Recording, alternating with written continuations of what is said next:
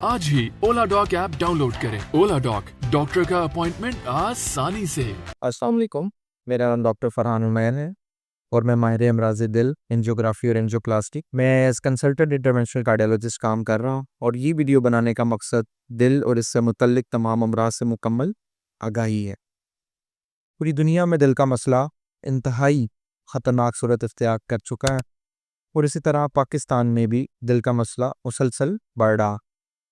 एक अंदाजे के मुताबिक पाकिस्तान में हर 4 में से एक बंदा दिल के अमराज में मुब्तला है। दिल के अमराज की कई वजूहात हैं, जिनमें से सबसे बड़ी वजूहात सिगरेट पीना, ब्लड प्रेशर का होना, शुगर का मुकम्मल कंट्रोल ना होना, अच्छी एक्सरसाइज वॉक ना करना, बेहतरीन डाइट का इस्तेमाल ना करना शामिल है।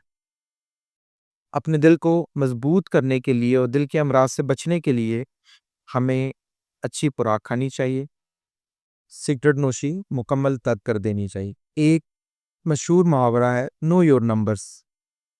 इसका मतलब है ब्लड प्रेशर का नंबर आपको आपके पता होना चाहिए। अपना ब्लड प्रेशर चेक करें, शुगर चेक करें, कोलेस्ट्रॉल चेक करें और रेगुलर चेकअप करवाएं। अपने करीबी दिल के डॉक्टर को रेगुलर चेकअप करवाएं।